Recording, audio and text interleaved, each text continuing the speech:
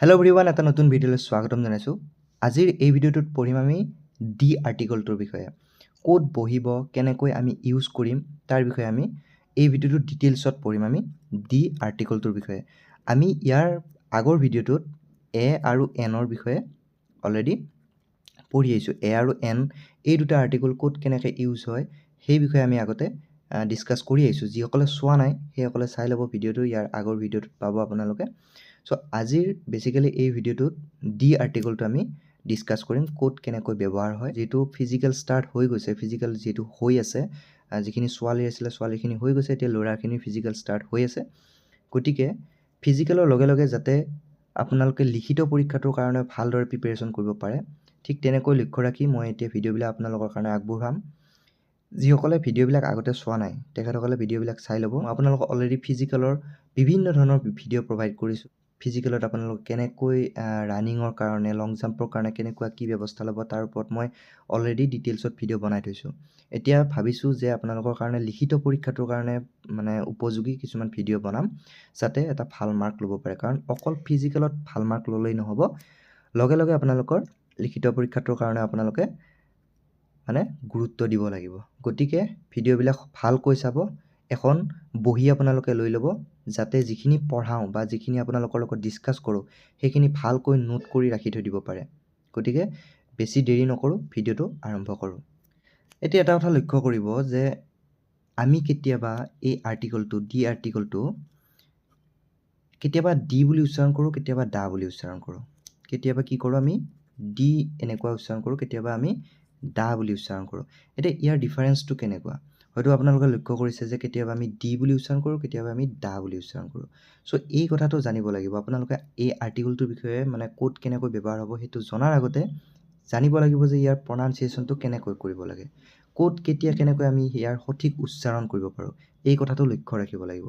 কাৰণ আপোনালোকে ভালকৈ ইংলিছ জনাৰ আগত কি কৰিব লাগিব, আপোনালোকে উচ্চাৰণটো ভালকৈ জানিব লাগিব। এতিয়া চাওক, আমি জানো যে ইংলিছৰ যিকেইটা ভাৱেল আছে বা অসমীয়াত আমি যিকেইটা স্বৰবৰ্ণ বুলি ক'ব পাৰোঁ, এ, ই, আই, অ' আৰু ইউ, এই পাঁচটা হৈছে ইংলিছৰ ভাৱেল। এতিয়া আমি যিবিলাক ভাৱেলেৰে আৰম্ভ হোৱা ৱৰ্ড আছে, যেনেকৈ আমি এটা যদি এক্সাম্পল লৈ লওঁ, এপল। এপল এই ৱৰ্ডটোৰ আগত যদি আমি ডি আৰ্টিকল বহাওঁ তেতিয়া আমি কেনেকৈ ইয়াক উচ্চাৰণ কৰিম। যদি আমি ডি আৰ্টিকল দি দিওঁ তেতিয়াহ'লে আমি ইয়াক উচ্চাৰণ কৰিম ডি বুলি। ঠিক আছে, ডি বুলি উচ্চাৰণ কৰিম। কিন্তু যিবিলাক কনচনেণ্ট আছে, কনচনেণ্ট মানে থকা যিবিলাক ৱৰ্ড আছে, আৰম্ভণিতে যদি কনচনেণ্টেৰে আৰম্ভণি হয় তেতিয়াহ'লে তেনেকুৱা যিবিলাক ৱৰ্ড আছে তাৰ আগত যেতিয়া আমি ডি আৰ্টিকল বহাম সেইটোক আমি প্ৰনাউন্স কৰিম কেনেকৈ, দা বুলি। যেনেকৈ এটা এক্সাম্পল লৈ লওঁ, বল। এতিয়া আমি এইটো কি হয়, এটা কনচনেণ্ট হয়। কনচনেণ্ট থকাৰ কাৰণে ইয়াৰ আগত যেতিয়া আমি এই আৰ্টিকলটো লিখিম বা ইউজ কৰিম তেতিয়া আমি ইয়াক উচ্চাৰণ কৰিম কি বুলি, দা বুলি।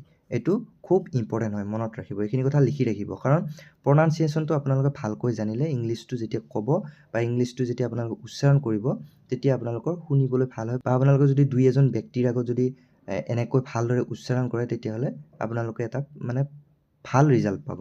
ঠিক আছে, বা এইখিনি আপোনালোকৰ জানিবলগীয়া কথা। এতিয়া আমি এইখিনি কথা জানিলোঁ যে ক'ত ডি বুলি উচ্চাৰণ হয়, ক'ত দা বুলি উচ্চাৰণ হয়। আমি যেতিয়া ভাৱেল থকা ৱৰ্ডৰ আগত ডি আৰ্টিকল ইউজ কৰিম তেতিয়া আমি তাক উচ্চাৰণ কৰিম ডি বুলি, আৰু যেতিয়া কনচনেণ্ট থকা ৱৰ্ডৰ আগত ইউজ কৰিম তেতিয়া আমি তাক উচ্চাৰণ কৰিম দা বুলি। যেনেকৈ দি এপল আৰু দা বল। এইখিনি কথা খুব ইম্পৰ্টেণ্ট হয়, মনত ৰাখিব। এতিয়া আমি ইয়াৰ প্ৰথম ব্যৱহাৰটো চাওঁ যে আমি ক'ত ইউজ কৰিম, এই ডি বা দা আৰ্টিকলটো আমি ক'ত ইউজ কৰিম। চ' প্ৰথম আমি নিয়মটো চাওঁ। প্ৰথমটো হৈছে যে আমাৰ কি হয়, যিবিলাক আমি বস্তু আগতে জানো বা পূৰ্ব নিৰ্ধাৰিত যিবিলাক বস্তু আছে সেইবিলাকৰ বিষয়ে যেতিয়া আমি বুজাবলৈ যাম বা সেইবিলাকৰ বিষয়ে যেতিয়া আমি ক'বলৈ যাম তেতিয়া আমি তেনেকুৱা ক্ষেত্ৰত আমি ডি আৰ্টিকল ইউজ কৰিম বা দা আৰ্টিকল ইউজ কৰিম। ঠিক আছে, মই এটা আপোনালোকক এক্সাম্পল দিলোঁ। যেনিবা মই এজন ব্যক্তিক যোৱাকালি লগ পাইছিলোঁ। ঠিক আছে, যোৱাকালি এজন ব্যক্তিক লগ পাইছিলোঁ আৰু সেই ব্যক্তিজনক মই কি কৰিব লাগে, মানে বুজাব লাগে বা সেই ব্যক্তিজনক দেখুৱাই মই কিবা এটা ক'ম। ঠিক আছে, এতিয়া মই কি কৰিলোঁ যে মই লিখিলোঁ যে yesterday I met an old man. ঠিক আছে, I met an old man. ঠিক আছে, yesterday I met an old man. এতিয়া কি কৈছোঁ যে যোৱাকালি মই এজন বৃদ্ধ ব্যক্তিক লগ পাইছিলোঁ বা বুঢ়া এজন ব্যক্তিক লগ পাইছিলোঁ। এতিয়া সেই ব্যক্তিজনক লৈ যদি মই কিবা কথা কওঁ তেতিয়াহ'লে আমি তাত কি কৰিম দি আৰ্টিকুল ইউজ কৰিম বা দা আৰ্টিকুল ইউজ কৰিম। তেতিয়া মই কি ক'ম যে দি old man was very weak.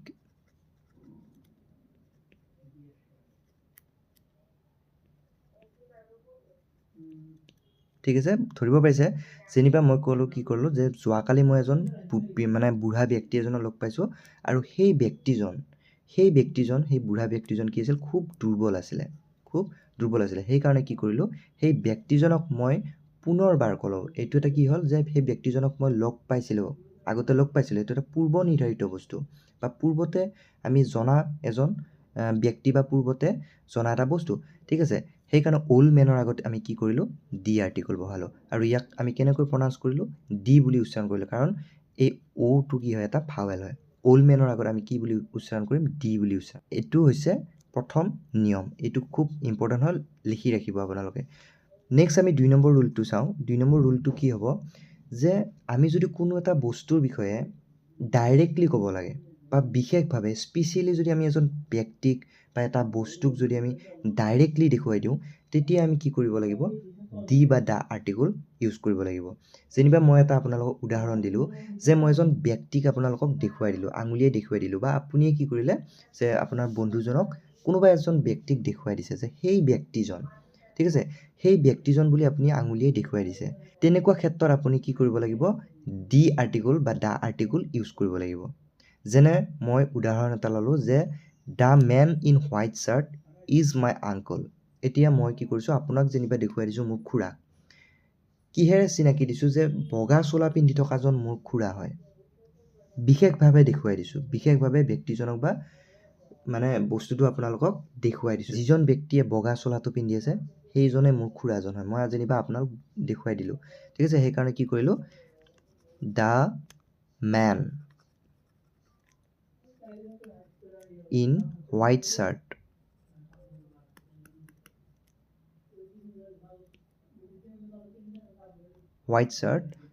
Is my uncle.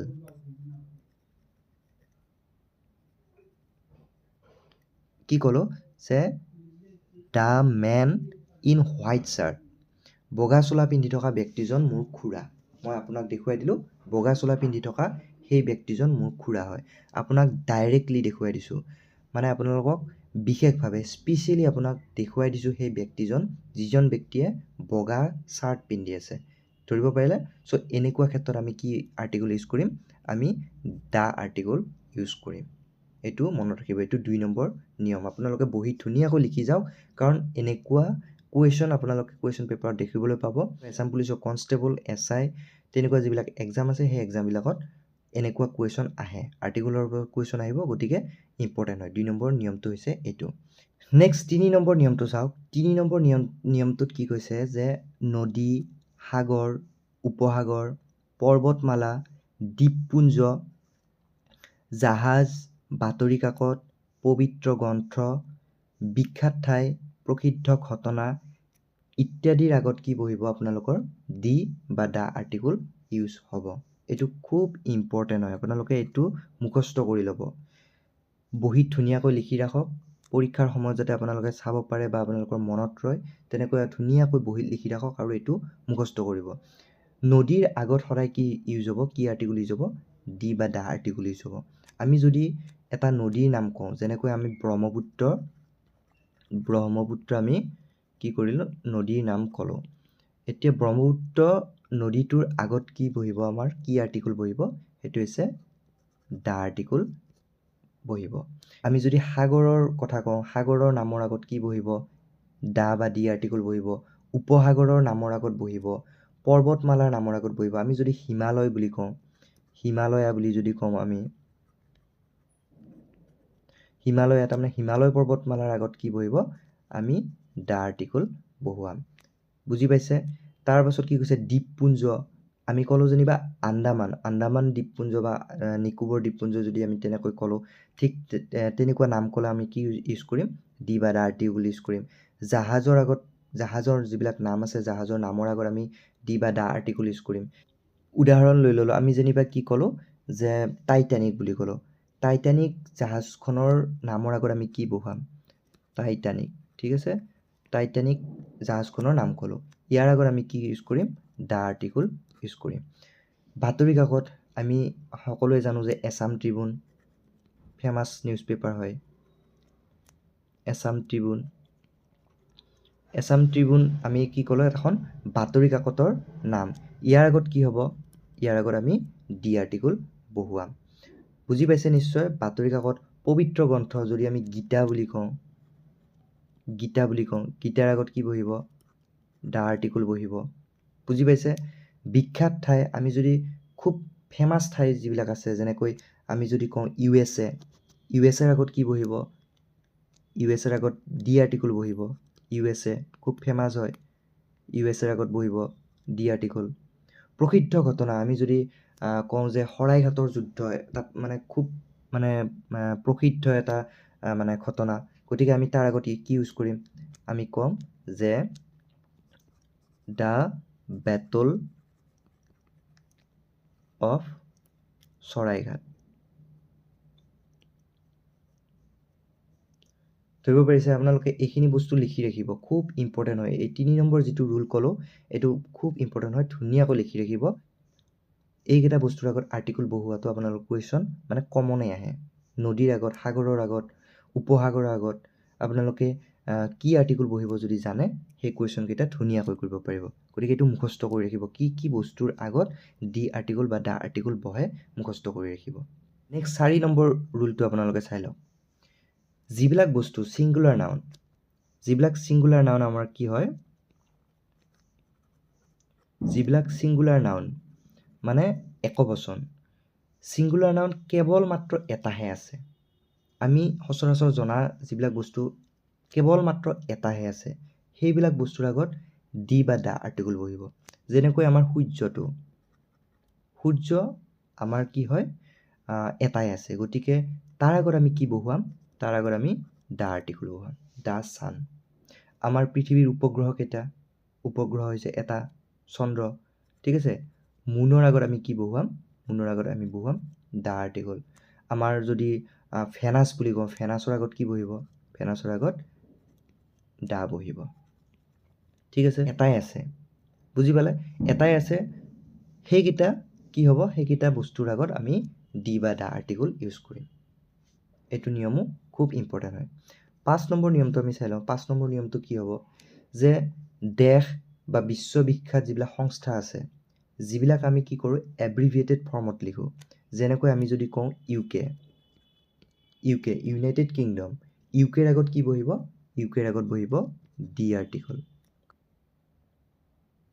এব্ৰিভিয়েটেড ফৰ্মত কি হৈ আছে দেশৰ কথা কৈ আছে গতিকে ইয়াৰ আগত কি বহিব ডি আৰ্টিকল বহিব যদি আমি ইউ এন অ' বুলি কওঁ ইউ এন অ'ৰ আগতো কি বহিব ডি আৰ্টিকল বহিব কিন্তু এটা কথা মনত ৰাখিব যে যিবিলাক আমি ইউনেস্কো বুলি যদি কওঁ ইউনেস্কোৰ আগত কিন্তু কি নবহে ডি আৰ্টিকল নবহে ইউনেস্কোৰ আগত ডি আৰ্টিকল নবহে কিয় নবহে মই কৈ আছোঁ যিবিলাক আমাৰ এইবিলাক কি হয় বিশ্ববিখ্যাত সংস্থা হয় কিন্তু ইহঁত এব্ৰিভিয়েটেড ফৰ্মত নাই মানে আমি যদি এব্ৰিভিয়েটেড ফৰ্মত থকা যিবিলাক মানে এব্ৰিভিয়েটেড ফৰ্মত মানে কি হয় এইটো একেলগে উচ্চাৰণ কৰা গৈছে এটা শব্দ যেন লাগিছে গতিকে এনেকুৱা শব্দবিলাকৰ আগত আমি ডি বা দা আৰ্টিকল ইউজ নকৰোঁ কিন্তু ইউকে আৰু ইউ এনৰ আগত কৰিলোঁ কাৰণ কিয় হয় এইকেইটা আমি পৃথককৈ উচ্চাৰণ কৰিছোঁ ইউ এন অ' আৰু এব্ৰিভিয়েটেড ফৰ্মত আছে গতিকে তেনেকুৱা শব্দৰ আগত আমি ডি আৰ্টিকল ইউজ কৰিম ইউনেস্কোটো আমাৰ কি হয় ইউনেস্কোটো আমাৰ একেলগে উচ্চাৰণ কৰিছোঁ এটা ৱৰ্ডৰ নিচিনা লাগিছে আমি পৃথককৈ উচ্চাৰণ কৰা নাই সেইকাৰণে ইয়াৰ আগত আমি ডি আৰ্টিকল নবহুৱাম বুজি পালে এইখিনি মনত ৰাখিব ইউকে ইউ এন অ' এনেকুৱা যিবিলাক বিশ্ববিখ্যাত সংস্থা নতুবা দেশ আছে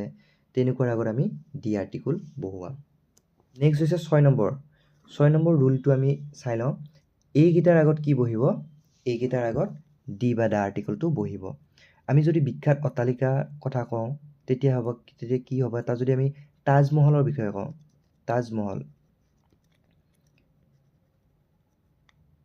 তাজমহলৰ আগত কি আৰ্টিকল বহিব এতিয়া? এইটো এটা বিশ্ববিখ্যাত হয়, বিশ্ববিখ্যাত দুৰ্গ বা অট্টালিকা হয়, গতিকে ইয়াৰ আগত কি বহিব? দা আৰ্টিকল বহিব। ধৰিব পাৰিছে? তাৰপাছত যদি আমি কওঁ, যদি আমাৰ শিৱদৌলৰ কথা কওঁ, শিৱদৌলটো এটা কি হয়? খুব প্ৰসিদ্ধ, বিশ্ববিখ্যাত হয়। শিৱদৌলৰ আগত কি বহিব? দা আৰ্টিকল বহিব। বুজি পাইছে? যদি আমি ৰেড ফৰ্টৰ বিষয়ে কওঁ, ৰেড ফৰ্ট, কিলা, ৰেড ফৰ্টৰ বিষয়ে কওঁ, তাৰ আগত কি বহিব? দা আৰ্টিকল বহিব। যদি আমি আমাৰ যিবিলাক পলিটিকেল পাৰ্টি আছে, পলিটিকেল পাৰ্টিবিলাকৰ যদি নাম কওঁ, তাৰ আগত কি বহিব? ডি আৰ্টিকল বা দা আৰ্টিকল বহিব। যেনেকৈ আমি যদি কওঁ কংগ্ৰেছ,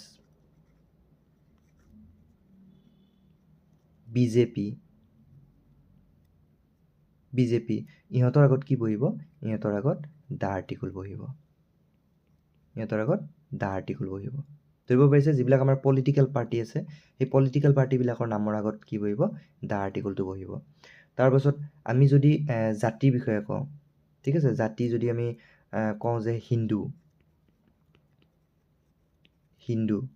ঠিক আছে, ধৰ্ম তাৰ মানে হিন্দুৰ আগত কি বহিব? দা আৰ্টিকল বহিব। মুছলিমৰ আগত কি বহিব? দা আৰ্টিকল বহিব। শিখৰ আগত কি বহিব? দা আৰ্টিকল বহিব। চ' এনেকুৱা যিবিলাক আমাৰ ধৰ্ম, জাতি, সম্প্ৰদায় এনেকুৱা যিবিলাক আছে, তাৰ আগত আমি দা আৰ্টিকল বহুৱাম। ধৰিব পাৰিছে? আমি যদি ক'লোঁ বৈষ্ণৱ সম্প্ৰদায় বুলি যদি কওঁ, বৈষ্ণৱ সম্প্ৰদায়ৰ কথা যদি কওঁ, আমি তাৰ আগত কি বহুৱাম? দা আৰ্টিকল বহুৱাম। ধৰিব পাৰিলে? চ' এইখিনি কথা মনত ৰাখিব। বিখ্যাত অট্টালিকা বা দুৰ্গ, দল, জাতি, সম্প্ৰদায় এইবিলাকৰ আগত আমি দা আৰ্টিকল বহুৱাম। নেক্সট 7 নম্বৰ নিয়মটো চাওক। 7 নম্বৰ নিয়মত কি কৈছে? যে ব্যৱসায় বা জীৱিকাৰ নামৰ আগত আমি কি আৰ্টিকল বহুৱাম? দা আৰ্টিকল বহুৱাম। মই যদি আপোনালোকক এটা উদাহৰণ দিওঁ যে সি দোকানখনত মানে নতুনকৈ দোকান দিছে, ঠিক আছে, সি এখন নতুনকৈ দোকান দিছে। চ' সি কি কৰিছে? এটা ব্যৱসায় আৰম্ভণি কৰিছে। চ' আমি কি ক'ব পাৰোঁ? যে হি জইন দ্য শ্বপ।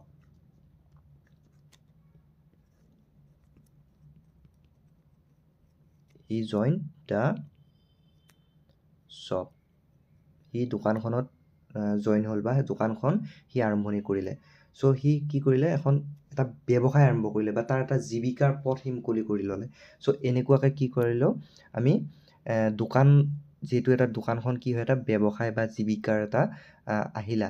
চ' এই দোকানখনৰ আগত আমি কি কৰিলোঁ? এই আৰ্টিকলটো বহুৱাই দিলোঁ। ধৰিব পাৰিলে? চ' এনেকুৱা যিবিলাক হয়, ব্যৱসায় জীৱিকাৰ ৰিলেটেড যিবিলাক হয়, তেনেকুৱা নামৰ আগত আমি ডি আৰ্টিকল ইউজ কৰিম বা দা আৰ্টিকল ইউজ কৰিম। নেক্সট 8 নম্বৰ নিয়মটো চাওক। 8 নম্বৰ নিয়মটোত কি কৈছে? 4 দিশৰ আগত ডি বা দা আৰ্টিকলটো বহিব। আমি জানো যে 4টা দিশ আছে আমাৰ, পূব, পশ্চিম, উত্তৰ, দক্ষিণ। চ' এই দিশকেইটা যদি আমাক দিয়া থাকে, তেতিয়াহ'লে তাৰ আগত আমি ডি আৰ্টিকল বহুৱাম। যেনেকৈ আমাক যদি কোৱা থাকে নৰ্থৰ আগত এতিয়া আমি কি আৰ্টিকল বহুৱাম? নৰ্থ যদি আমাক দিয়া থাকে, নৰ্থৰ আগত আমি দা আৰ্টিকল বহুৱাম। তেনেকৈ যদি আমাক কি দিয়া থাকে? চাউথৰ আগত আমি কি বহুৱাম? দা আৰ্টিকল বহুৱাম। এইকেইটা খুব ইম্পৰ্টেণ্ট হয়। 4 দিশৰ আগত আমি কি বহুৱাম? 4 দিশৰ নামৰ আগত নৰ্থ, চাউথ, ইষ্ট, ৱেষ্ট যিকেইটা দিশ আছে 4টা, সেই 4টা দিশৰ আগত আমি ডি বা দা আৰ্টিকলটো বহুৱাম। লিখি ৰাখিব, এইখিনি খুব ইম্পৰ্টেণ্ট হয়। ছুপাৰলেটিভ ডিগ্ৰীটো আমি কি ইউজ কৰোঁ? ডি বা দা আৰ্টিকল আমি ইউজ কৰোঁ। মই এক্সাম্পল এটা দিছোঁ চাব। ধৰা হ'ল আমাৰ কি হয়? ফিল্ডত এজন মানে ভাল ৰানাৰ এজন আছে। আপোনালোকৰ লগৰ ভিতৰতে এজন খুব ভালকৈ দৌৰিব পৰা ল'ৰা এজন আছে। চ' সিয়েই আপোনালোকৰ সকলোতকৈ বেছি ভাল ৰান কৰা ল'ৰা। চ' তাক যদি আপুনি কয় বা তাক যদি দেখুৱাই দিয়ে, তেতিয়াহ'লে কি ক'ব? যে সি আমাৰ ফিল্ডৰ ভিতৰতে বেষ্ট ৰানাৰ। চ' এইটো আমি কি লিখিম? যে he is the best. He is the best runner in our field.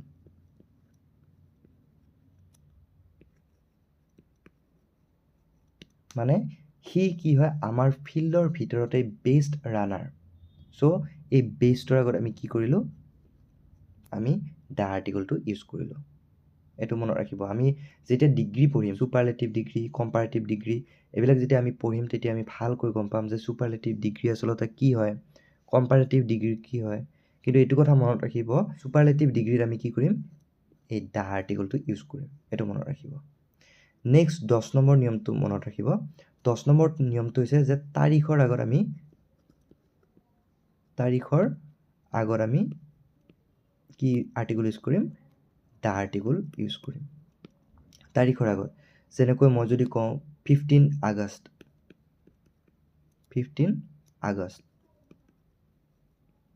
15 আগষ্টত আমাৰ স্বাধীনতা দিৱস সো 15 আগষ্ট মই কৰিলোঁ 15 আগষ্ট এটা তাৰিখ হয় সো ইয়াৰ আগত আমি কি ক'ম ইয়াৰ আগত আমি দা আৰ্টিকল ইউজ কৰিম দা 15 আগষ্ট এইটো খুব ইম্পৰ্টেণ্ট হয় 2 অক্টোবৰ বুলি যদি কওঁ 2 অক্টোবৰ বুলি যদি কওঁ 2 অক্টোবৰৰ আগত কি হ'ব এইটো এটা তাৰিখ ক'লোঁ সো তাৰিখৰ আগত আমি কি আৰ্টিকল ইউজ কৰিম দা আৰ্টিকল ইউজ কৰিম খুব ইম্পৰ্টেণ্ট হয় এইকেইটা লিখি ৰাখিব ধুনীয়াকৈ পৰীক্ষাৰ আগত আপোনালোকে ধুনীয়াকৈ চাই যাব আৰু আপোনালোকে লিখি ৰাখিলে বস্তুখিনি মনতো থাকি যাব গতিকে লিখি ৰখাটো খুব ইম্পৰ্টেণ্ট হয় বস্তুখিনি লিখি ৰাখিব 11 নম্বৰ নিয়মটোত কি হৈছে যে মৰুভূমিৰ নামৰ আগত মৰুভূমি মানে ডিজাৰ্ট মৰুভূমিৰ নামৰ আগতো আমি ডি আৰ্টিকল বা দা আৰ্টিকল ইউজ কৰিম যদি আমি এখন মৰুভূমিৰ নামৰ কথা কওঁ সাহাৰা ডিজাৰ্ট সাহাৰা মৰুভূমি সো এই সাহাৰা মৰুভূমিৰ আগত আমি কি আৰ্টিকল লগাম আমি দা আৰ্টিকল বহুৱাম দা সাহাৰা ডিজাৰ্ট এইটো খুব ইম্পৰ্টেণ্ট হয় মৰুভূমিৰ যদি নাম আপোনালোকে দেখা পায় সো মৰুভূমিৰ নামৰ আগত আপোনালোকে কি আৰ্টিকল ইউজ কৰিব দা আৰ্টিকল এ বা এন আপোনালোকে ইউজ কৰিব নোৱাৰে 12 নম্বৰ নিয়মটো কি হ'ব যে যিবিলাক আমাৰ আন্দোলন আছে যিবিলাক মুভমেণ্ট আছে আন্দোলনৰ নামৰ আগতো বা মুভমেণ্টৰ নামৰ আগতো আমি কি ইউজ কৰিম দা বা ডি আৰ্টিকল ইউজ কৰিম সো আমি যদি কওঁ যে কুইট ইণ্ডিয়া মুভমেণ্ট ভাৰত ত্যাগ আন্দোলন মানে quit India movement so quit India মুভমেণ্টটো হয় কি হয় এটা আন্দোলন কুইট ইণ্ডিয়া মুভমেণ্টৰ আগত আমি কি আৰ্টিকল ইউজ কৰিম দা আৰ্টিকল ইউজ কৰিম এইটো ইম্পৰ্টেণ্ট হয় মুভমেণ্টবিলাক যিবিলাক আছে সেইবিলাক নামৰ আগত দা আৰ্টিকল ইউজ কৰা হয় যদি আমি স্বদেশী আন্দোলনৰ কথা কওঁ স্বদেশী আন্দোলন বুলি যদি নাম কওঁ তেতিয়াহ'লে তাৰ আগতো আমি কি ইউজ কৰিম দা আৰ্টিকল ইউজ কৰিম 13 নম্বৰ নিয়মটোত আছে যিবিলাক আমাৰ বাদ্যযন্ত্ৰ আছে বাদ্যযন্ত্ৰ এই বাদ্যযন্ত্ৰবিলাকৰ নামৰ আগতো আমি দা আৰ্টিকল ইউজ কৰিম যেনেকৈ আমি যদি কওঁ যে ঢোল ড্ৰাম ঠিক আছে পিয়ানো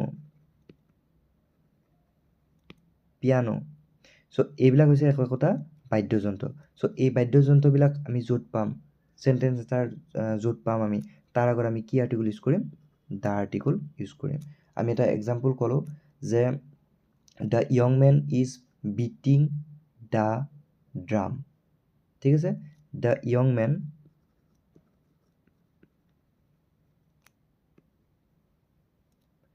ইজ বিটিং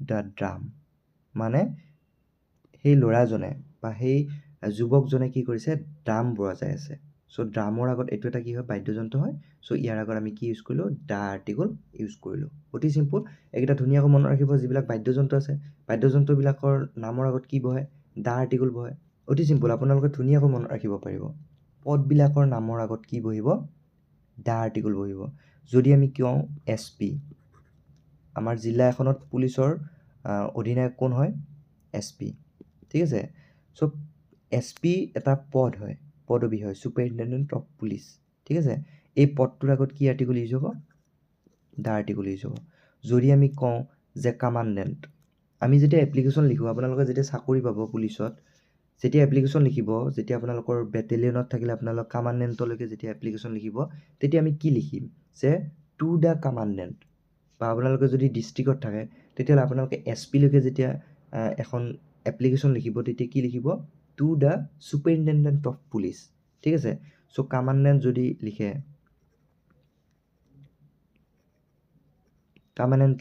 চ' কামাণ্ডেণ্টৰ আগত কি বহিব দ্য আৰ্টিকল বহিব।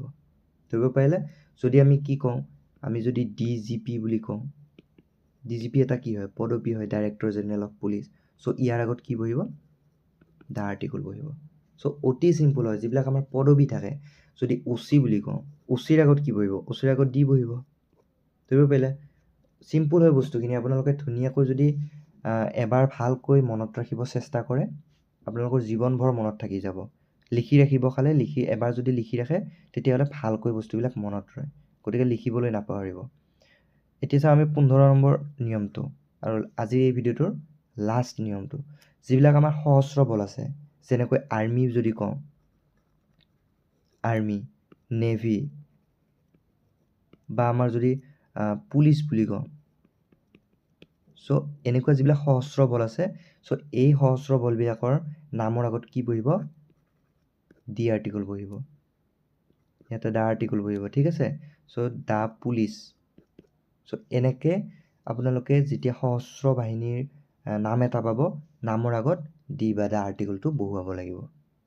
চ' আশা কৰিছোঁ আপোনালোকে এই নিয়মকেইটা ভালদৰে বুজি পাইছে।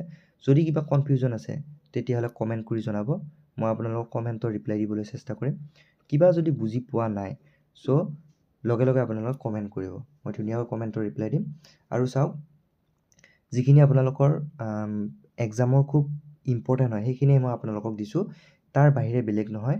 যে ইয়াতে আৰু বিভিন্ন নিয়ম আছে, যদি ডিটেইলছত পঢ়িবলৈ যায় আৰু বিভিন্ন নিয়ম পাব, সৰু সুৰা কিছুমান বহুত নিয়ম আছে। চ' সেই নিয়মবিলাক জনাৰো ইমান প্ৰয়োজন নাথাকে। যিখিনি এক্সাম অৰিয়েণ্টেড হয়, যিখিনি পৰীক্ষাৰ কাৰণে খুব ইম্পৰ্টেণ্ট হয়, সেই বস্তুখিনি জানিব লাগিব। চ' সেই বস্তুখিনিয়ে মই আপোনালোকক দিছোঁ, যেনেকৈ মই পঢ়িছিলোঁ তেনেকৈ আপোনালোকক দিছোঁ। গতিকে বস্তুখিনি এইখিনি চালে আপোনালোকৰ কাৰণে ছাফিচিয়েণ্ট। যিকোনো ধৰণৰ আমাৰ এছামৰ যিখিনি কম্পিটিটিভ এক্সাম আছে, এতিয়া আপোনালোকে যদি পুলিচৰ কাৰণে প্ৰিপেৰেশ্যন কৰিছে, পুলিচৰ কনষ্টেবলৰ কাৰণেতো ইমানখিনিও দৰকাৰ নাই, কনষ্টেবলৰ কাৰণে ইমানখিনিও দৰকাৰ নাই। সৰু সুৰা কিছুমান, যেনেকৈ নদ নদী, তাৰপিছত পৰ্বতমালা, দ্বীপপুঞ্জ, এনেকুৱা কেইটামান বস্তুৰ নামৰ আগত যে দ্য আৰ্টিকল বা ডি আৰ্টিকল বহে, সেইখিনি জানিলে ছাফিচিয়েণ্ট। কিন্তু মই আপোনালোকক ডিটেইলছত দিছোঁ, যাতে যিসকলে SI এক্সাম দিব, SI এক্সাম দিয়াসকলৰ কাৰণে ইম্পৰ্টেণ্ট হয়, এইখিনি জানিবলগীয়া কথা। ইয়াতকৈ আমি ডিটেইলছত পঢ়াৰ কোনো প্ৰয়োজন নাই, এইখিনি জানিলেই ছাফিচিয়েণ্ট হয় আৰ্টিকলছৰ বিষয়ে। চ' ভিডিঅ'টো যদি ভাল পাইছে তেতিয়াহ'লে লাইক কৰি দিব, শ্বেয়াৰ কৰি দিব আপোনালোকৰ বন্ধু বান্ধৱীৰ সৈতে, যিসকলে এছাম পুলিচৰ বা বেলেগ কম্পিটিটিভ এক্সামৰ কাৰণে প্ৰিপেৰেশ্যন কৰি আছে তেখেতসকললৈকে শ্বেয়াৰ কৰি দিব। আৰু কিবা সুধিব লগা থাকিলে কমেণ্ট কৰিব। চ' আজিলৈকে এইখিনি আছিলে ভিডিঅ'টোত। যদি ভাল পাইছে লাইক কৰিব, শ্বেয়াৰ কৰিব, লগতে চেনেলটো ছাবস্ক্ৰাইব কৰিবলৈ একেবাৰে নাপাহৰিব। পুনৰ এটা নতুন ভিডিঅ' লৈ আহিম, তেতিয়ালৈকে থেংক ইউ।